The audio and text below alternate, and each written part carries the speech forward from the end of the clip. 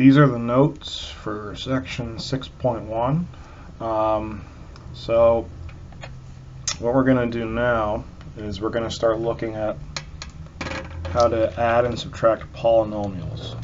So when we were doing section 4.1, we were talking about properties of exponents and whatnot. But now we're going to start looking at what are called polynomials.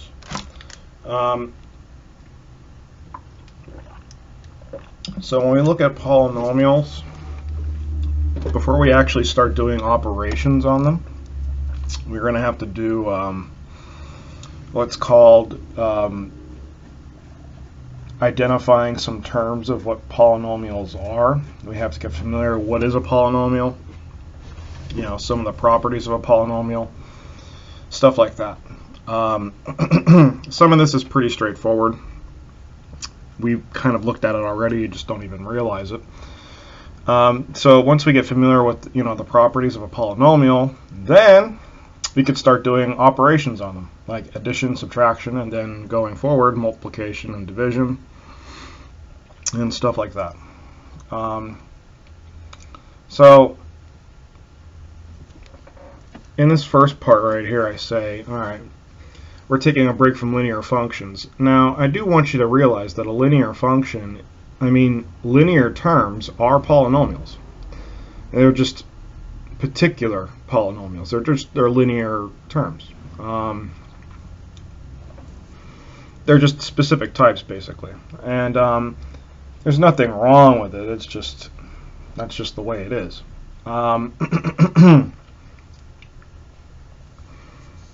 So let's actually start looking at, you know, what is a polynomial, like some of the properties of polynomials.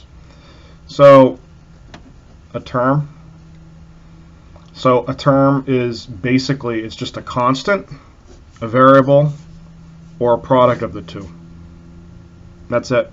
It really is. That's all it is. It's as straightforward as it is. So, you know, for example, 3, that's a number, right?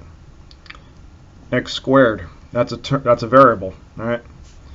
And if I have a product of the two, so if I wrote 3 times x squared, that's also a term. Each one of these are terms. A number, a variable, or the product of the two. Each one of those are terms. This is also a term. 10x to the 5th, y to the 6th. This is a product of 3 things, a 10, x to the 5th, and y to the 6th. That's also a term. I could literally write as many terms as I want here. Again, there's an infinite number of possibilities when it comes to writing out terms.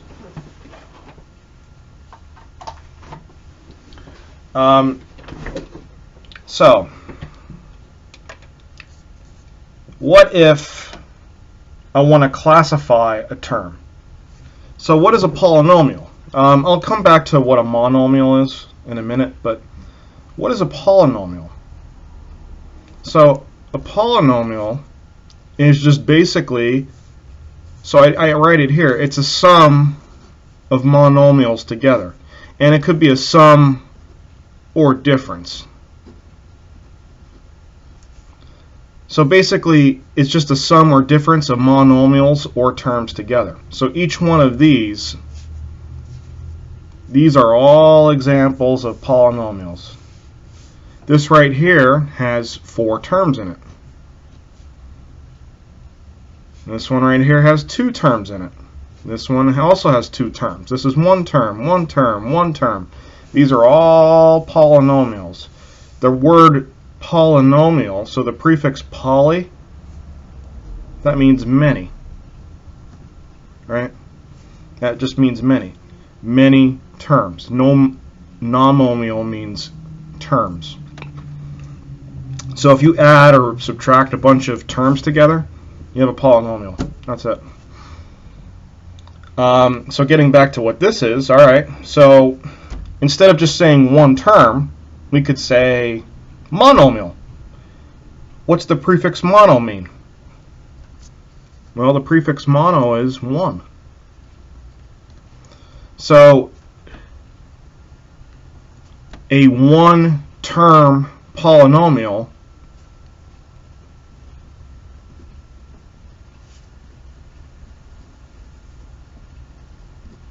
is also called a monomial. It's just easier to say it that way. Here's examples of monomials. It's just a term. 3x to the 6th, x, negative 3, negative 5x to the 6th, y to the 7th. These are all single terms, which is the same thing as saying they're all monomials. Now, I don't mention it here, but I guess I can mention it now. So just like a monomial is a one-term polynomial, this one right here, for example, how many terms does this one have? Well, it has two terms, right? Here's one term, here's another term. A two-term polynomial is called just like you would think, a monomial means one. What means two? Bi. A two-term polynomial is called a binomial.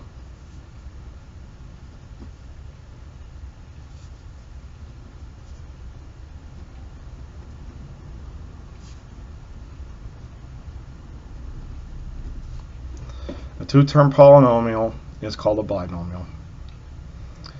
And similarly, I don't have one written here, but if I keep extending on that, I'll jot it down here, but I do have it in your notes. A three-term polynomial is just like what you would think. It's called a trinomial.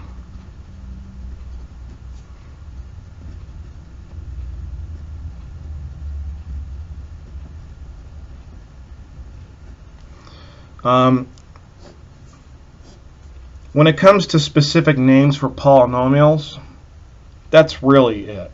Monomial for one term, binomial for two term, and trinomial for three term. That's it. In this case right here, like if I look at this one, this is a four-term polynomial, and that's all we say. We just say it's a four-term polynomial. There's no such thing as like a quadnomial or anything like that. We just say it's a four-term polynomial, and so on for higher terms. There are some, and we'll see later on in the material, that some trinomials, some binomials have specific names. And you'll see what I mean very soon. For example, a trinomial, there are specific trinomials out there called quadratics. You may have heard of that before. There are specific binomials called sums and differences of cubes or squares, and you'll see what I mean when we get to them, but just keep that in mind for now. Alright, so let's look at this part right here. This part's important. So typically when we write polynomials, we write them what's called descending order. What do I mean by that? Well, we write the polynomials such that the exponents are written from greatest to least value. The exponents are written from greatest to least value. So for example, I have it right here. This is a polynomial. This is a trinomial, right? But it's not written the conventional way. The greatest exponent you see here is, well, I have an x squared. I have an x to the first, and then I have a constant. So this isn't written in descending order, and we usually write it as this term first, that term second, and that term third. So we just rearrange it and have it written this way. So there's nothing wrong with this. I mean, this is mathematically equivalent to this. They're both the same expression. It's just typically we write polynomials in descending order. When it comes to the degree of a term, we're usually the degree of a term is the value of the exponent on the variable. So for example, 7x to the fourth. What's its degree? Well, its degree is the value of the exponent, which is what? That's a 4. So its degree is 4.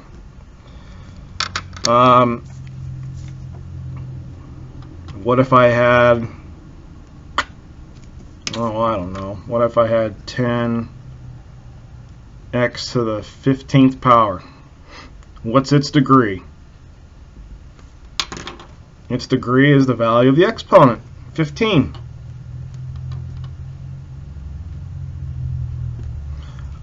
What if,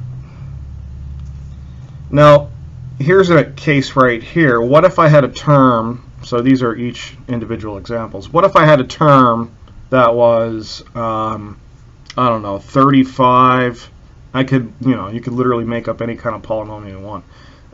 X to the third times y to the second. This is a term, but I want you to recognize something here. This is a term that contains two variables, an x and y. So its degree isn't just, you're not just going to pick the exponent of the x or y. Since I have two different variables, its degree is the sum of the exponents of each variable that occur in the term. So in this case, it's the 3 and the 2, which is 5. See, if I look back at these examples here, this just contained x, this just contained x, this contained x and y. So its degree is all the variables, all the exponents of all the variables that you see in a particular term. And that's for the degree of a term. And you'll see what I mean. Like, what's the difference between this and the degree of a polynomial? You'll see in a minute. So for example, if I had negative 100x to the 10th, y to the 6th times z to the 4th, what's the degree of that term? It's the sum of 10, 6, and 4, because they are different variables, x, y, and z. And that's 20. 10 plus 6 plus 4 is 20. So how does that differ from the degree of a polynomial? How does that differ? Well, so the degree of the polynomial is the largest degree that occurs in the polynomial. So for example, this one, 4x to the 5th minus 9x cubed, or to the 3rd, plus 1. What's the degree of this polynomial? Well, it's the degree of the highest exponent. The highest exponent here is 5.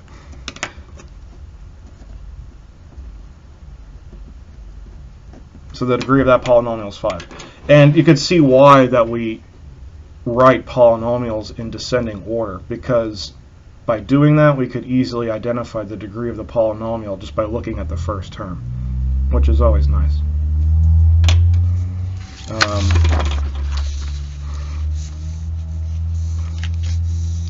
So if I go to the next page, on page 2,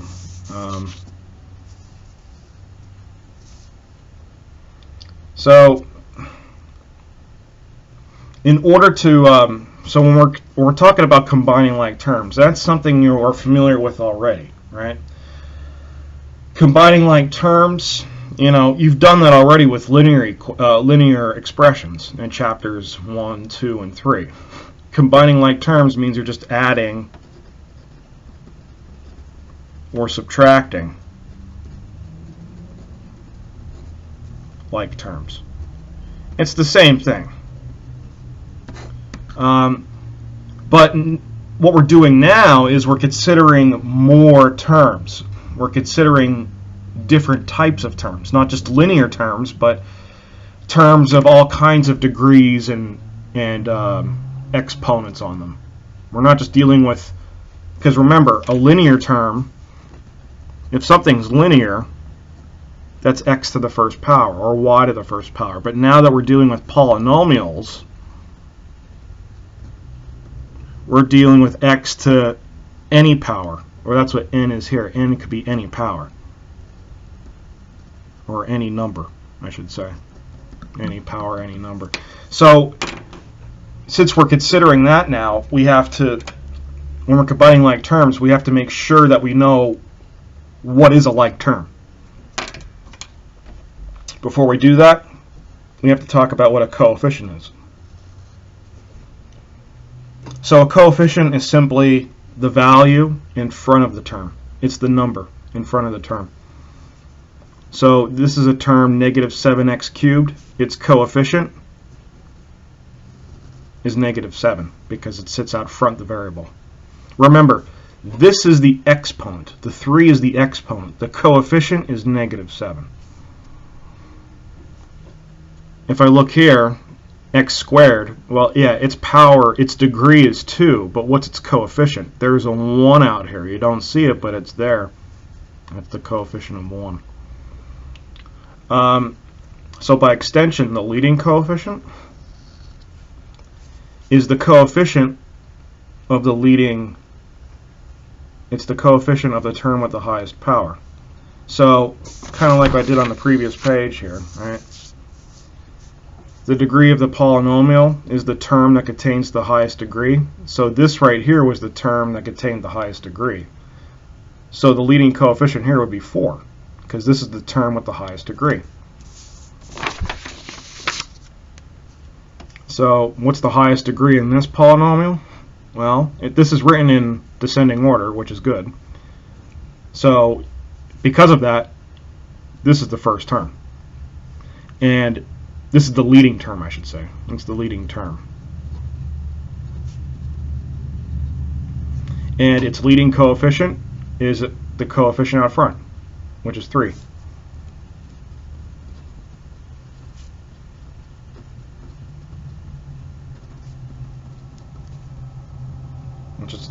It's just 3.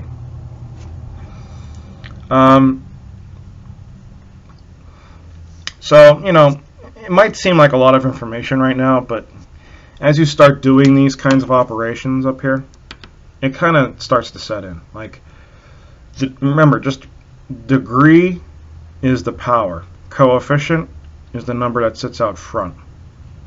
That's really the gist of it. Now here's the important thing. When we're going to be doing combining like terms, we have to know what like terms are.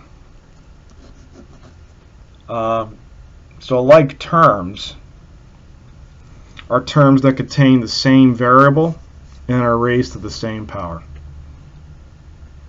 So these are like terms. 2x to the third, y to the fifth, and 7x to the third, y to the fifth. These are like terms. Why are they like?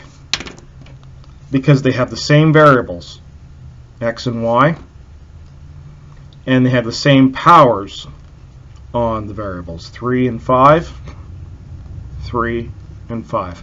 That's why in chapters 1, 2, and 3 you were able to combine linear terms, because linear, that's all we were considering. They had the same power and the same exponent, so you could combine them together. But now we're just considering all variations of that, not just x to the first, but x squared, x cubed, x to the fourth, x times y, x squared times y, and so on. These terms are unlike.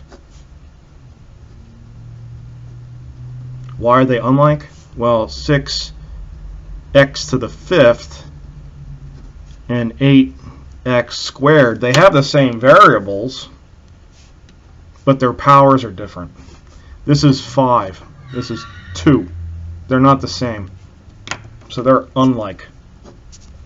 So if you were adding these together or subtracting them, you couldn't do anything to them. It is what it is. You can't perform any operation to them.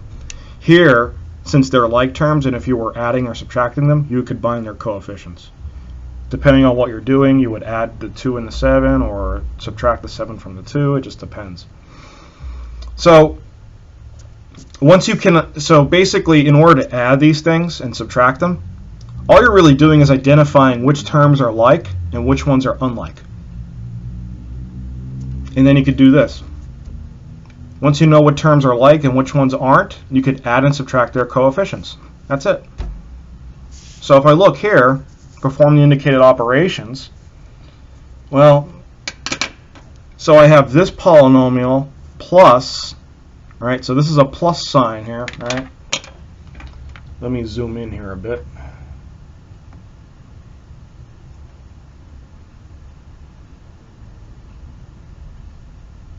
Oh boy.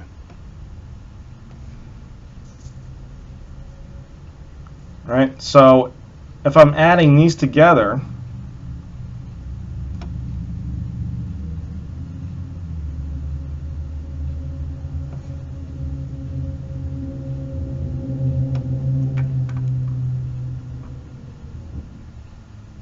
trying to make sure my laptop doesn't freeze on me. It's starting to be a little quirky. So I just have to identify which variables are like terms. This is like that one. This is like that one because they contain the same variable and have the same power. And finally,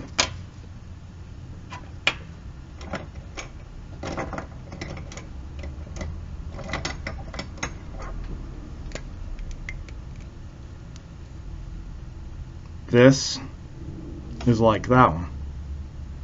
So when I add, because I'm adding, just because I have parentheses does not mean I'm multiplying. Since I'm adding, right, I could combine these terms together. So now I just combine their coefficients. So these two together could be added, right? So 5x squared plus 2x squared is how many x squareds? Add the coefficients. 5 plus 2, that's 7. Negative 7x to y plus negative 4xy, well, you're just combining the coefficients. What's negative 7 plus negative 4? That's negative 11. Negative 11 what? xy's. And here I have 3y squared plus negative 9y squared. So I'm combining the 3 plus negative 9, which is negative 6 y squared. That's it. It's as simple as that. Now if I'm looking down here, so here's a polynomial. Now when I'm subtracting a polynomial from another one, you have to be careful. Because if you see, this is a subtraction symbol. So this subtraction symbol, this is important, that pertains to every term inside this polynomial right here. That's why there's parentheses. That's why there's parentheses. So I have to distribute that negative to each term in this polynomial. So when I do that, I'm going to rewrite it. So I have 7x squared minus 2x plus 5. And now I'm going to distribute the negative with the positive 6x squared, and that gives me negative 6x squared. Minus times a minus is a plus 4x, and minus times a positive is a minus 1. So now that because subtracting this polynomial, like I said, this subtraction symbol applies to each one of these terms. So you got to distribute that negative to each one of them. That's what I did here. Now I can go ahead and combine them. What are my like terms? These two, they're both x squareds. These two, they're both x's. Those are linear terms. You've been doing that since the beginning of the class. And these are just numbers, 5 and negative 1. So, alright. And by the way, numbers, we call them constants, but you should know that by now. So 7 minus 6 is 1. But remember, we don't write 1x squared. We just write x squared. Right? Remember up here when we're talking about coefficients? right? A coefficient of a term, right? 1x squared. We don't write the 1. Even though it does have a coefficient of 1, we just write x squared. 7x squared minus 6, and 7 minus 6 is 1. Even though there is a 1 there, we don't write it. So negative 2x plus 4x, well, negative 2 plus 4 is positive 2x, and then 5 minus 1 is just 4. So when we subtract this polynomial from this polynomial, we get this one. And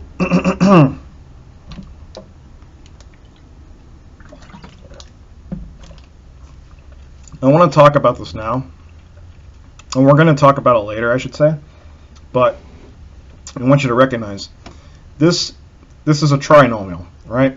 And remember how I said earlier we're going to look at specific types of polynomials? Like, remember I said the word quadratic? Well, this is actually a quadratic. This is a quadratic.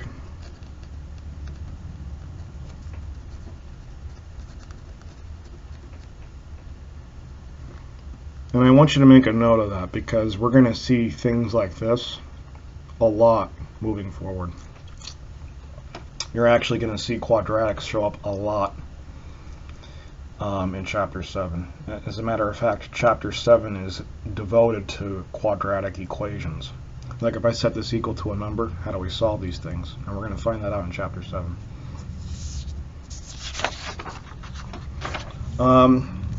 So if I go to the last page in these notes, in 6.1, so so just like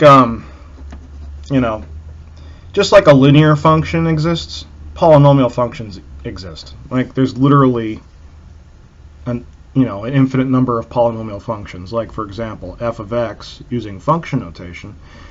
In Chapter 2 you saw function notation for linear functions, but polynomial functions, it's the same way. So if I had a quadratic, right, 3x squared plus 2x plus 1, that's a quadratic function.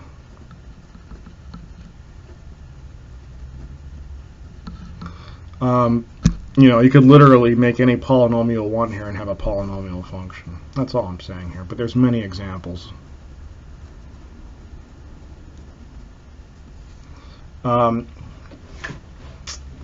So hey, here's that word again, quadratic function. I want you to make a big note about this. Here's a quadratic function. This is important.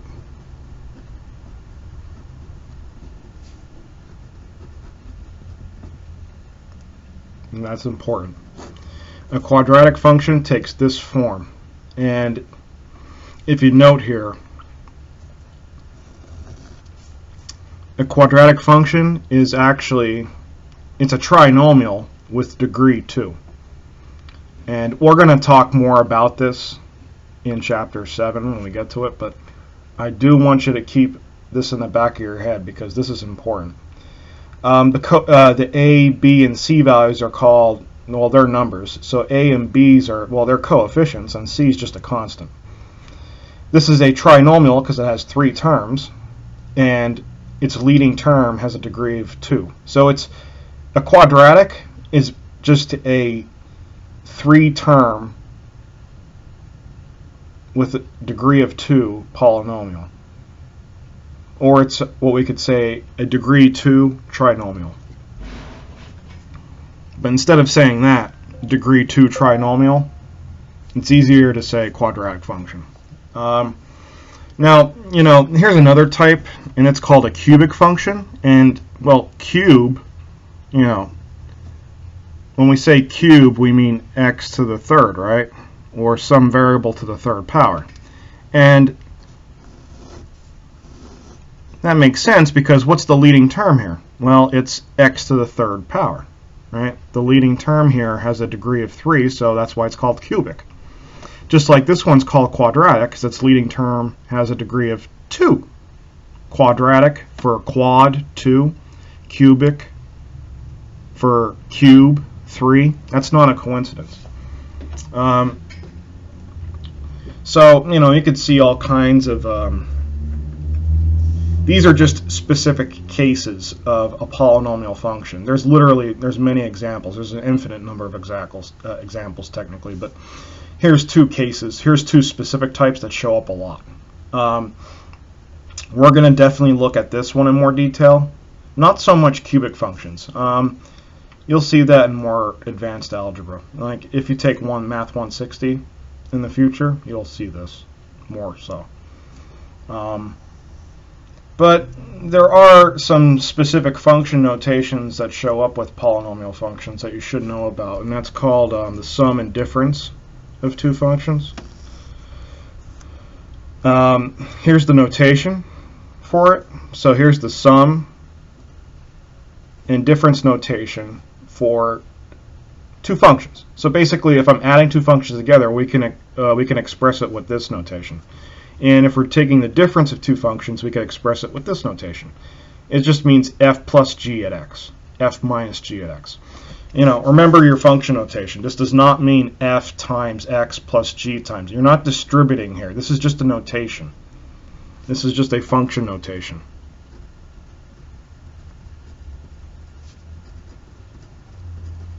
That's all it is for both of them. You're not distributing f and x and g of it. Even though it looks like it, you're not doing that. This just means I'm taking the sum of two functions, evaluating at x.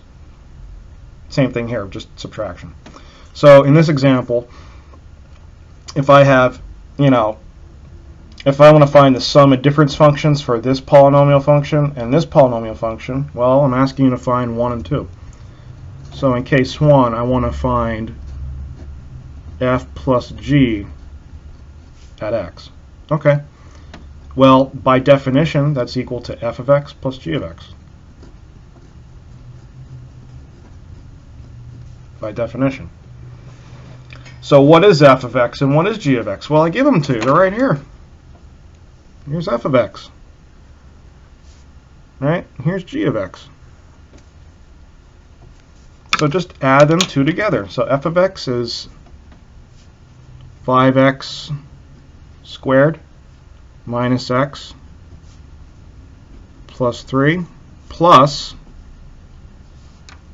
now you should put parentheses around here just to emphasize each polynomial, just as long as you don't multiply them, because we're adding them.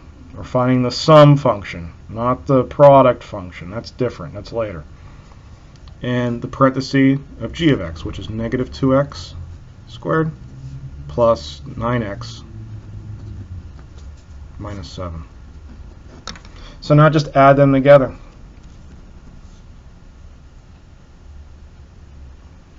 Which will give you your sum function. Alright. So how do we add these together? Well, you look at the like terms. Here's 5x squared. Do I have any more x squareds? Yeah, I do. I have one right here. Do I have any x's? Yep, right here. And I have numbers. So combine them together. Combine their coefficients together. So 5x squared, negative 2x squared. So since they're like terms, just combine their coefficients. 5 plus negative 2 is just 5 minus 2, which is 3. X squared. Alright? That's a 2. It looks sloppy, but it's a 2. Negative x plus 9x. Well, what's the coefficient here? It's a negative 1. Alright? Remember, there's a 1 there. You don't see it, but it's there. It's a negative 1. So what's negative 1 plus 9? That's the same thing as 9 minus 1, which is just 8. Right? X. And then 3 plus negative 7, well, that's going to be negative 4. So I combine all my like terms, and that's the sum function for these two functions. So if I want to find the difference function, I do f minus g evaluated at x, which by definition up here is f of x minus g of x. So they're the same function, right? The functions aren't different, but the operation is different. Now I'm taking the difference, right?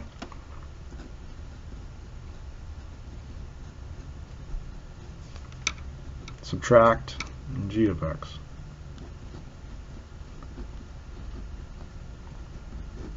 All right. Okay, well, my like terms are still the same, but now I'm doing subtraction. So what must I do if I'm subtracting a polynomial? What must I do to this subtraction sign? I have to do what? I have to distribute it.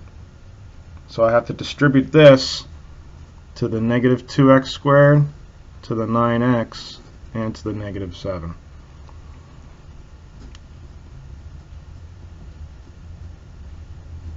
So when you do that, a negative times a negative is a positive. So I'm going to get plus 2x squared.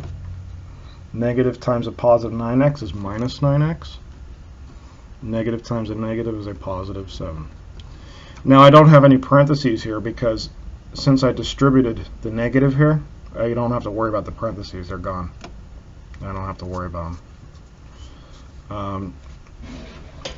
Since, you know, I do have parentheses here just because this first one still have them, and that's okay, just as long as you're realizing you're doing addition and subtraction here, right?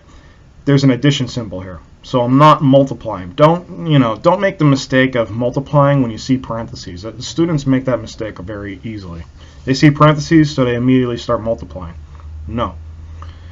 Look at the symbol that is between two terms. It's an addition symbol, so I'm adding them. Alright, so 5x squared, 2x squared, add their coefficients, it gets 7x squared. Negative 1, negative 9 is negative 10x, and then 3, 7 is 10. That's it. So, you know, that's... When it comes to doing operations with polynomials, you know, the addition and subtraction part really isn't that difficult. It's more about identifying what terms are like terms, right? So if I go back to the second page, just to refresh your memory here, we add or subtract like terms if they have the same variable raised to the same power. Once you identify like terms, you can add them. So before I end this section of notes, let me just make an additional example here. Let's say I was adding 9x squared y to the 5th. I'm just literally making this up, and I had plus 10x to the 3rd y to the 5th. Could I add these together? Can I perform this indicated operation here? I cannot. Why not? They're unlike terms. Yeah, they both have x and y. They both have x and y. The variables y have a power of 5. That's good. But what about the x's? This x has a power of 2. This x has a power of 3. So because they're different, these are unlike terms.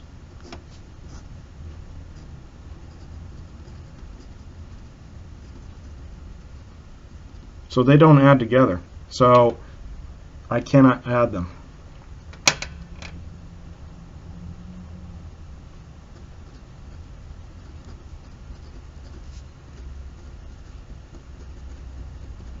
If you saw this as it is, we would just leave it like that. There's nothing you could do with it. That is what it is. But if you do have like terms, then you could combine them together.